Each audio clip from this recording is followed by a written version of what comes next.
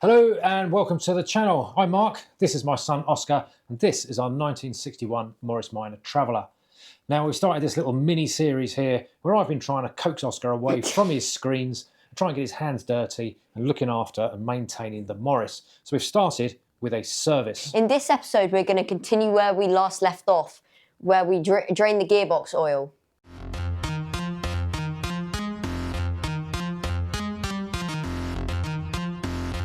Great, okay, so we've drained the oil, we've put the plug back in from the engine and we started to refill that. We've removed the oil from the gearbox and put the plug back in there now. So we can actually start to lower the car. So obviously we've got to put the wheel back on, jack it up, remove the axle stands, and then we can go down. We can then check the dipstick again, and see what the level of that's doing, and then we can go into the car and start refilling the gearbox oil. Okay, yep. You ready? Yeah. Right, let's get the wheel on.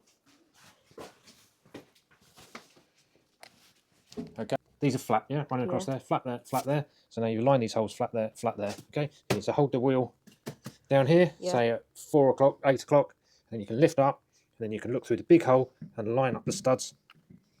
Oh. Yeah, we're not editing that bit out. Thanks.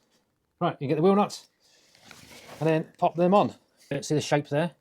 Yeah. Right, so that shape goes into the wheel, yeah? So it goes that way round, all right? Yep. So the dome goes into the inverted dome on the wheel. Yeah. So always try and keep this straight, yeah? Mhm. So yeah, keep one hand like that, that's it, because then it keeps it straight. And then just use one hand to the other. Don't have to do it like really tight because the wheel will just keep spinning. So stop. As soon as the wheel starts spinning, you can't do it any tighter. And then you lose your place as well. So like I said, keep one hand here because it keeps it straight. Yeah. Right, that's it, okay.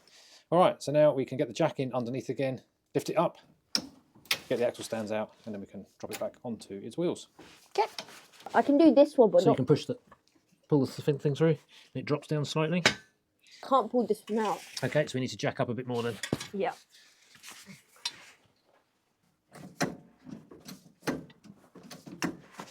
Drop it away from where you are. So take the pin out. That's it, drop down, then you can put it towards you. Yeah. Lovely, right, take it clear of the car. Undo that there. Again, slowly, remember last time? It went a bit too fast, so just twist it. No, other way. Slow. I twisted it slowly. What, seriously, okay, I did. Right, okay. No. Undo it fully now. Okay. Whatever you see, Chief. Does it go all the way down? It's already down. Okay, let's tighten it back up again. Right, so now you've put the wheel back on again, you need to tighten up the wheel nuts to a specific torque, 45 to 50 pounds per foot. Now you can't guess that, you have to use this tool, which is called a torque wrench. And on here, you can see, I don't know if you can see there's some markings, and you twist this to get it into the right position. Okay, so time for you to take that and tighten those wheel nuts up. Now start with, just do one. Okay, and what you do is you tighten it until it clicks. Okay. Tighten it, not loosen it. Okay, just stop there a sec. All right, now go to the opposite one. Okay, do it till it feels about the same.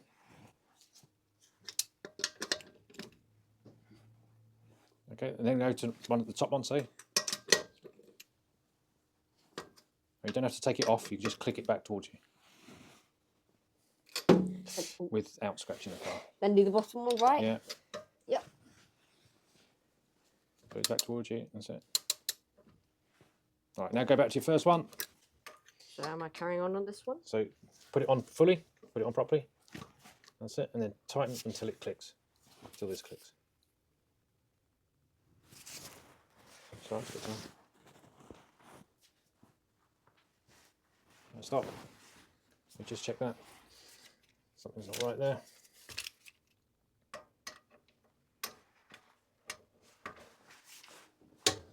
Like that. Yeah? Yeah. Then you go back to your opposite one again. You tighten it until it clicks. Oh, forgot about,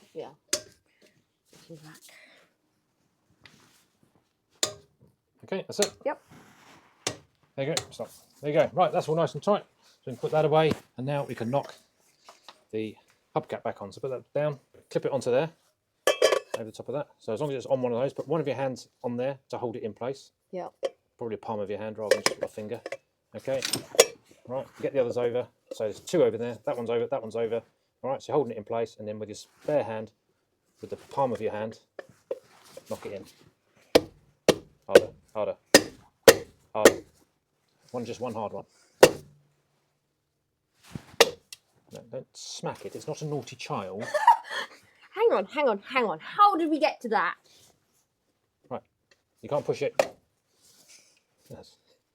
Okay, right, so some things you can't do. Right, look, take that. All right, so look, we've got it hooked over there, we've got it hooked over there. All right, yeah, so that's 2 like that. Palm of the hand, it's on. Okay. Yeah. Simple. So do you remember I showed you where the dipstick was? Yeah. Yeah, you can remember that's it, round there. All right, so we're going to check that again. I'm going to get a clean piece of kitchen towel. So you need to take it out, get your hands off of it because it's got oil on it. We're going to give it a wipe. We're going to drop it back in again. So you wipe all the oil off, drop it back into place. That's it. Just leave it all the way down. Just leave it for a second. Take it out again and just see, can you see oil? So if you lay it flat around the correct way, can you see, is there a line of oil there? And if so, where is it? It's probably nearer the minimum mark, isn't it? Yeah, so it needs to be between the minimum and maximum, and it's about there, just over the minimum. All right, so we need to add some more oil. So pop that back in, and then we're going to add in a bit more oil. Lovely, good job. Right, the next task, I need you to get inside the passenger side of the car. We're going to fill up the gearbox oil, okay? Right, now, first rule, when you're in dirty overalls, don't get in a nice clean interior of the car. Good idea, yes. Because if you want the wrath of your father on you, it's coming down big time. Yeah. All right, you see in garages, they always cover the plastic covers over the seats, okay? Last thing I want is oily overalls on that. Right, now, I need the screwdriver. On the floor down there is a black rubber bung in the carpet. Can you lean into there? Can you see that rubber bung there? Yeah? Yeah, yeah. All right, so just try and squeeze the screwdriver underneath it. You just want to prise it off the way. Do you know what I mean by prising? Nope. Okay, so you just put the flat of the screwdriver underneath the rubber. Okay, perhaps point it back towards me. All right. That's, I'm the other way. So prising, okay? So it's not putting the screwdriver in, it's not digging the screwdriver in, it's getting it under the lip of the rubber, okay? Yeah. And then just gently trying to squeeze it out, okay? Which is much harder when you're trying to hold a camera and do this at the same time. Right, can you see it's coming? Can you pull it? Pull it. Rubber? Okay, good one. Right, now, can you see in there? There should be a nut, a bolt. Yeah. Right, that is where we fill up our oil. Okay, so we're going to get our socket set again, undo that, but we've got to be careful we don't drop it. Weetabix a go! Come on, the viewers will have to go to bed soon. Go on. You need me to undo it. Okay, I'll give you a little tip. So you're trying to rotate it here.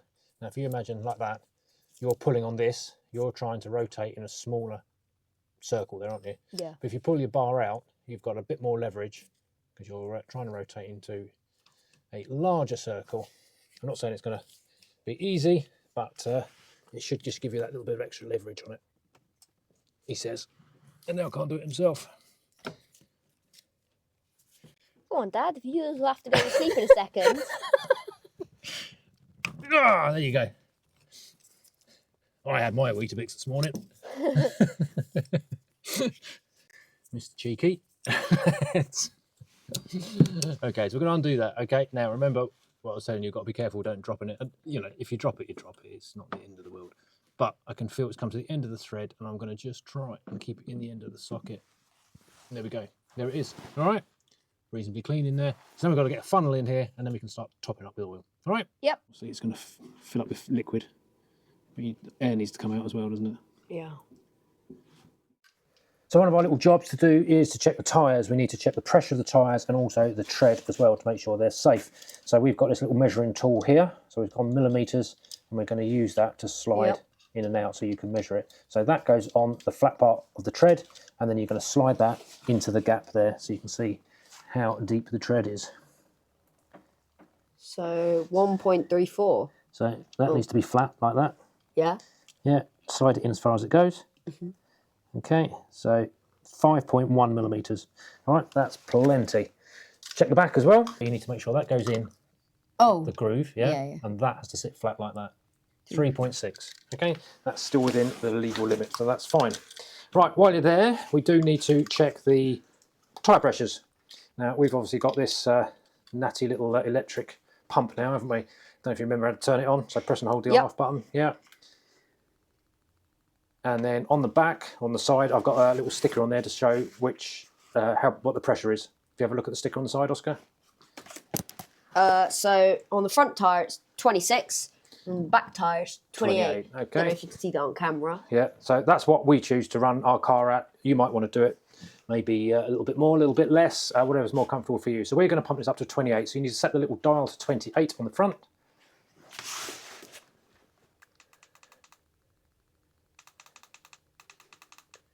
That's it, and then take the dust cap off. Same as you do with your bike.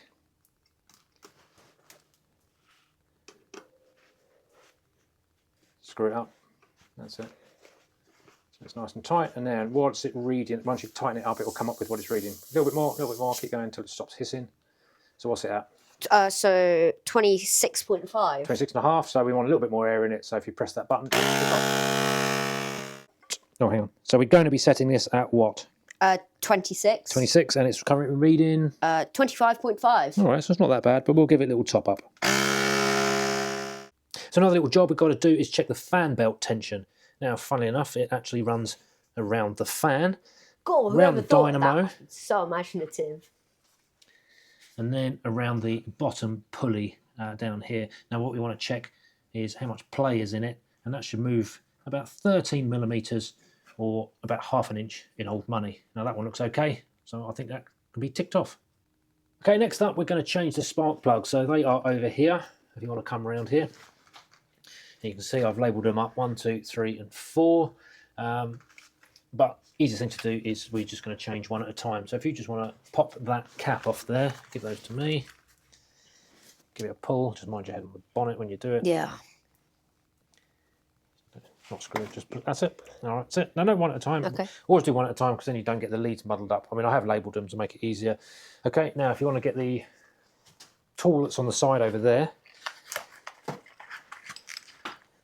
All right, now what we've got there is we've got, if you look, there's a socket which has got a rubber section on it, Yep. but it's longer as well, so it fits.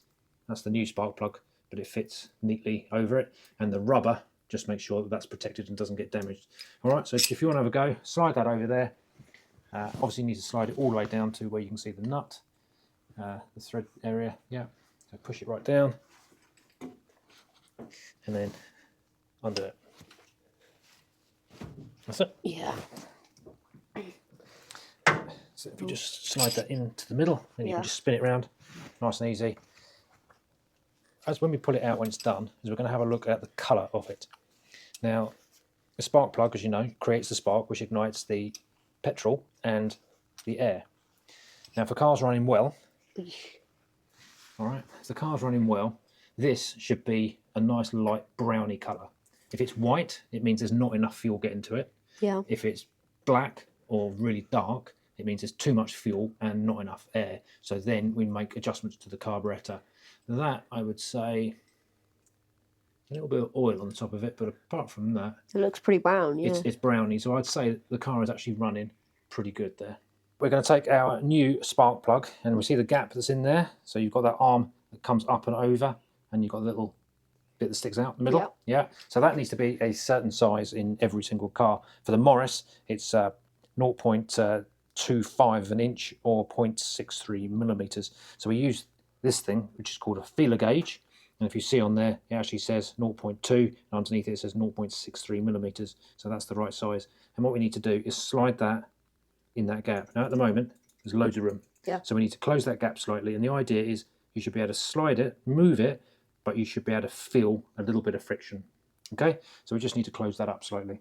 Rightly or wrongly, I tend to push it against a wall. Whether that's a good way of doing it or not, I don't know, but it always works for me. Okay, so it's a little bit better. Not be careful you don't push it in too far. like that, because it means you then got to open it back up again. So I've opened it up slightly there, and now you can feel it. If you want to just run your fingers, run that through it. Yeah. Can you feel? Yeah, get it in there. Can you feel it just sort of catches on each side, doesn't it? Yeah. So it's like close the gap up nicely. So what we can do now is pop it into the car. So there's a little cap on there. So different cars. So the Ferrari, for example, you don't have those little caps on it. The Morris, you do need it. So it's going to go in like that, back into that hole, and tighten it up.